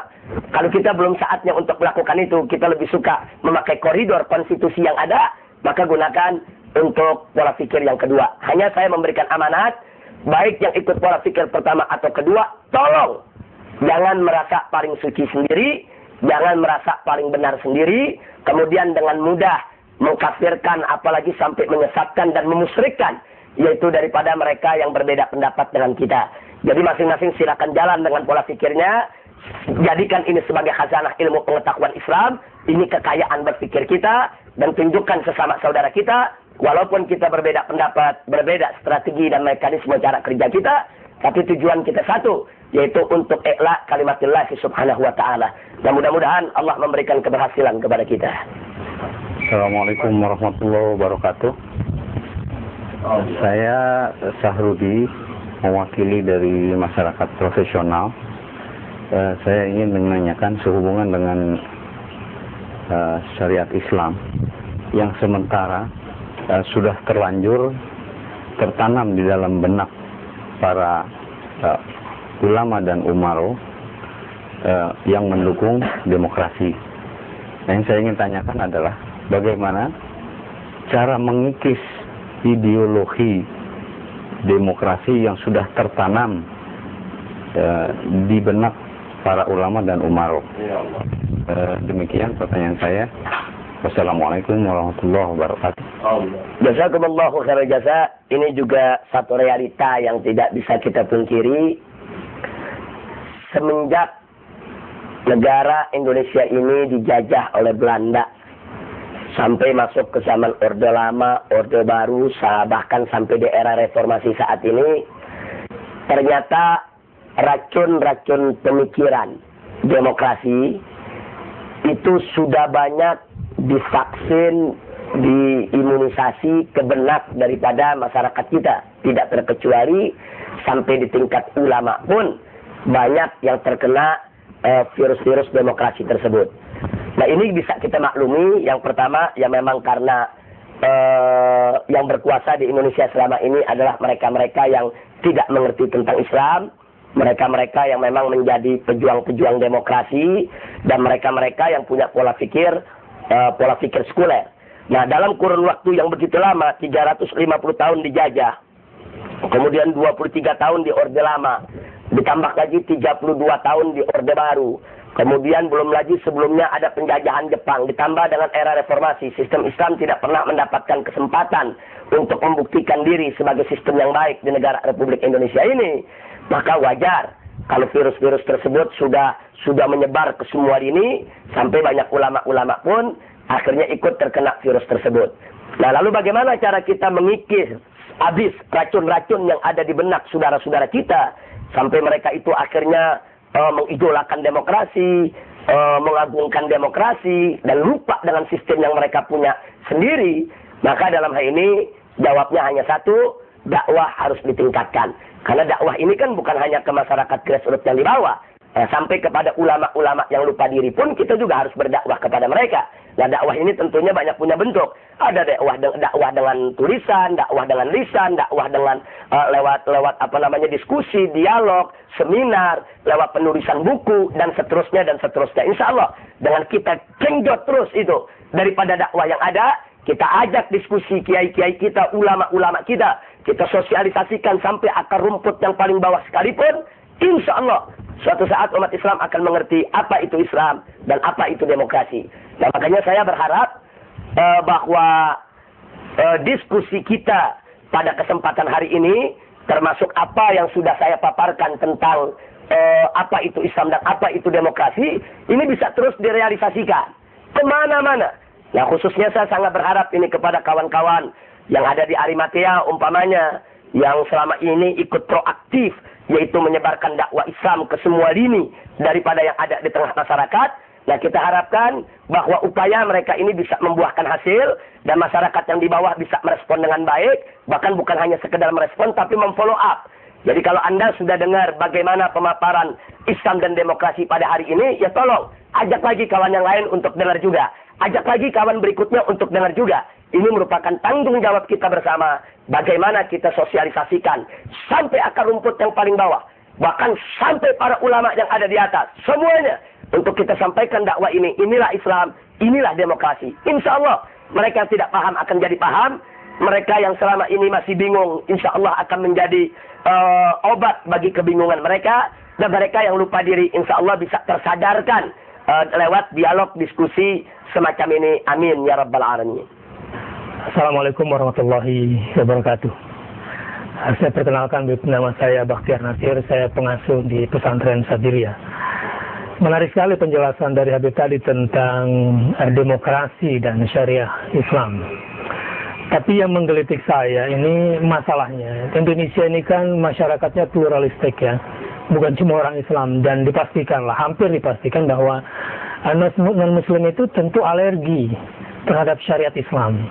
Pertanyaan saya, apa pendekatan atau metodologi yang efektif dan realistis menurut Habib dalam menawarkan syariat ini sebagai solusi alternatif setidaknya untuk mereposisi sistem demokrasi yang sudah terlanjur mengakar? Jadi maksud saya, pendekatan di kalangan muslimnya bagaimana yang paling efektif, dan pendekatan di kalangan non-muslimnya apa yang paling efektif untuk menawarkan solusi syariat Islam sebagai substitut daripada demokrasi. Itu saja. Terima kasih. Assalamualaikum warahmatullahi wabarakatuh. Jazakumullahu khairal jaza. Sebetulnya pertanyaan yang keempat ini merupakan lanjutan atau pengembangan daripada pertanyaan yang ketiga tadi. Sebetulnya baik itu untuk memberikan pengaruh yang positif kepada kalangan muslimin ataupun non-muslim di dalam persoalan upaya untuk penegakan sistem Islam ini, itu keduanya sama. Bahwa yang harus kita gunakan adalah dakwah. Karena sebetulnya dakwah itu digunakan dulu di zaman Nabi SAW, bukan hanya kepada orang-orang Islam, tapi juga digunakan kepada orang-orang non-Islamnya. Nah, karena itu kita harapkan bahwa dakwah semacam ini terus ditingkatkan. Hanya saja memang bahwa dakwah kepada umat Islam tentu tidak sama dengan dakwah kepada umat yang belum Islam. Nah, saya melihat kawan-kawan di Arimatea ini sudah punya satu mekanisme, pola kerja, metodologi yang boleh dikatakan sudah cukup teruji bagaimana untuk menyampaikan dakwah Islam ini ke kalangan non-Islam. Nah, otomatis di dalam kita menjelaskan kepada masyarakat apa itu Islam, apa itu demokrasi, bagaimana Islam menawarkan satu sistem yang baik, nah khususnya dakwah ke kalangan orang-orang non-Muslim sendiri, saya rasa metodologi yang digunakan oleh Arimatea selama ini bisa kita gunakan. Artinya kalau Arimatea selama ini mengundang kaum muslimin, mengundang orang-orang non-muslim dalam satu tempat, kemudian diadakan dialog, diadakan diskusi, saya rasa itu merupakan satu cara yang tepat, dan itu harus kita kembangkan, termasuk di dalam mensosialisasikan tentang Islam dan demokrasi yang baru saja kita bahas. Jadi intinya sebetulnya jawabnya satu, tingkatkan dakwah. Sekali lagi, tingkatkan dakwah. Insya Allah, dengan cara-cara ini, orang non-Islam pun, sekalipun mungkin mereka belum tertarik untuk masuk ke dalam ajaran Islam, tapi paling tidak setelah mereka tahu, oh begitu Islam, oh begitu sistemnya. Nah, mudah-mudahan yang kita harapkan setidak-tidaknya mereka ke depan tidak lagi menjadi penghalang daripada bagi upaya umat Islam untuk menegakkan syariat Islam. Sebagai contoh, saya pernah dialog dengan beberapa tokoh Kristen, di antaranya beberapa tokoh dari CSIS seperti J. Kristiadi dan kawan-kawan. Kita dialog tentang apa sih yang diperjuangkan oleh FPI selama ini, syariat Islam macam apa sih yang kita perjuangkan. Ternyata setelah kita dialog dengan mereka, no problem. Artinya mereka bukan berarti mereka setuju, tapi begitu mereka lihat apa tujuan penerapan syariat Islam itu sendiri, setelah kita jelaskan bahwa ini adalah untuk kebaikan umat Islam, bahwa ini adalah supaya untuk menjadikan umat Islam yang mayoritas di Indonesia ini sebagai umat yang baik. Karena kalau syariat Islam diterapkan, umat Islamnya baik. Kalau umat Islamnya baik, otomatis kan minoritas tidak tertindas, minoritas tidak teraniaya. Nah, setelah kita berikan pemahaman bahwa dengan penerapan syariat Islam, umat Islam akan digiring menjadi umat yang baik. Kalau umat Islamnya sudah baik, nggak usah khawatir. Yang minoritasnya tidak akan pernah tertindas, tidak teraniaya. Ternyata begitu mereka paham, mereka ikut mendukung. Jadi ternyata tujuannya bukan untuk mengintimidasi minoritas, bukan untuk memarginalisasikan minoritas, bukan untuk menganiaya minoritas. Maka itu tidak benar. Kalau ada mengatakan bila syariat Islam itu berlaku nanti minoritas tertindas, minoritas teraniaya. Kalau syariat Islam itu diberlakukan nanti Indonesia yang majemuk, yang plural ini akan bercerai-berai, berpecah belah. Nah, ini saya anggap sebagai fitnah. Loh, kenapa saya katakan fitnah? Karena kalau orang mengatakan bila syariat Islam itu berlaku minoritas tertindas dan teraniaya, berarti yang bersangkutan memfitnah bahwa sistem Islam, syariat Islam, hukum Islam itu merupakan sistem penindasan, sistem penganiayaan. Nah, sekarang kita mau tantang mereka, hat burhanakum in kuntum shadiqin. Itu coba kemarikan, tunjukkan kepada kami dalil-dalilmu, hujah-hujahmu, argumentasimu, kalau kamu itu memang termasuk orang-orang yang benar. Jadi ayat Al-Quran yang mana, hadis Nabi yang mana yang mengajarkan kepada umatnya untuk mengintimidasi orang non-Islam, untuk menganiaya daripada orang-orang non-Islam, apalagi untuk membantai mereka. Tidak ada satu ayat, satu hadis pun yang mengajarkan sedemikian rupa. Nah, bahkan ada satu hadis yang luar biasa yang tidak akan kita dapatkan dalam ajaran agama lain, saudara. Di mana Nabi mengatakan dalam satu kesempatan, di mana beliau nyatakan, man azazimiyan fa'ana khosamtuhu yawmal qiyamah. Kata Nabi, barang siapa ada orang Islam yang mengganggu orang kafir zimmi. Kafir zimmi itu adalah orang di luar Islam yang bersikap baik terhadap umat Islam, yang tidak mengganggu umat Islam. Jadi kata Nabi, barang siapa ada orang Islam yang mengganggu orang non-Islam, yang nggak mengganggu umat Islam, fa'ana khosmuh, kata beliau, maka aku akan jadi musuh dia. Khosamtuhu yawmal qiyamah. Dan di hari kiamat nanti akan aku musuhi dia. Masya Allah. Ini kita bisa lihat toleransi yang bagaimana yang lebih dari ini, ya ikhwan. Jadi ini betul-betul Nabi menunjukkan sikap toleransi yang luar biasa. Jauh di atas orang-orang selama ini yang ngaku-ngaku punya toleransi, saudara. Nabi katakan, andai kata ada orang Islam mengganggu orang non-Islam yang tidak pernah mengganggu umat Islam, maka saya akan jadi musuh si Muslim tadi. Subhanallah. Nah, karena itu sekali lagi, setelah apa yang tadi saya sampaikan, ya otomatis dialog itu merupakan jalan yang terbaik. Kita ajak orang-orang non-Islam untuk dialog, untuk diskusi, sebagaimana yang dilakukan oleh Arimatia selama ini. Insya Allah mereka akan mengerti tentang Islam. Kalaupun mereka belum tertarik untuk masuk Islam, setidak-tidaknya kesalahpahaman, kecurigaan terhadap sistem Islam yang akan memarginalkan mereka, menganiaya mereka, memeras mereka, mengintimidasi mereka, kecurigaan semacam itu akan hilang. Amin ya rabbal alamin. Nah, itu yang perlu kita ketahui daripada bagaimana fitnah-fitnah tadi sepatutnya tidak terjadi kalau kita ingin betul-betul memahami Islam secara baik. Apalagi tadi dikatakan kalau syariat Islam diberlakukan, Indonesia akan cerai-berai, akan pecah belah. Ini juga fitnah. Dengan ungkapan tadi berarti dia memfitnah kalau syariat Islam itu syariat pemecah belah, syariat penganiaya, dan seterusnya dan seterusnya. Nah, persoalan dikatakan Indonesia majemuk, Indonesia plural. Dulu negara yang dipegang oleh Nabi, Madinah dan sekitarnya, itu juga plural, itu juga majemuk. Di sana ada Muslim, ada Nasrani, ada Yahudi, ada Majusi, ada Ubadul Asnam. Majemuk masyarakat Madinah saat itu. Jadi bukan tidak majemuk, tapi dengan piawainya Nabi mampu memimpin mereka dengan menerapkan sistem Islam dan menunjukkan kepada mereka bagaimana indahnya Islam. Ternyata orang-orang kafir tadi akhirnya menerima penerapan syariat Islam yang ada. Nah, ya inilah PR buat kita semua. Bagaimana kita tunjukkan kepada orang-orang di luar Islam bahwa syariat Islam ini diturunkan sebagai rahmat untuk semesta alam, bukan hanya sebagai rahmat untuk kaum muslimin saja, bahkan untuk seluruh umat manusia yang mau ikut tunduk daripada aturan yang ada di dalam ajaran Islam tersebut. Nah, karena itu sekali lagi kembali kepada pertanyaan tadi, bagaimana cara yang paling efektif, yang paling baik? Caranya adalah dengan dakwah, ajak-ajak diskusi, banyak yaitu seminar, penulisan buku, sosialisasi ke semua tempat, termasuk ke umat di luar Islam sekalipun. Nah, akhirnya sebelum saya cukupkan, saya ingatkan tentang konsep yang terbaik yang pernah Allah nyatakan dalam Al-Quranul Karim. Tatkala Allah membimbing nabinya bagaimana cara menghadapi orang-orang Yahudi. Allah katakan kepada Nabi bagaimana cara menghadapi orang Yahudi. Faqala ta'ala, ud'u ila sabili rabbika bil hikmah wal mau'izatil hasanah wajadilhum billati hiya ahsan. Shadaqallahul aliyyul azim. Luar biasa Allah mengatakan kepada Nabi, ya Muhammad, ud'u ila sabili rabbika bil hikmah. Ajak itu mereka ke jalan Tuhanmu dengan hikmah, yaitu dengan ilmu yang manfaat, ilmu yang diamalkan, ilmu yang kita tunjukkan dengan amal ibadah kita di hadapan mereka. Wal mau'izatil hasanah, dan ajak mereka dengan nasihat-nasihat yang baik, nasihat-nasihat yang bisa mengena di nurani mereka, agar mereka mengenal Islam itu apa.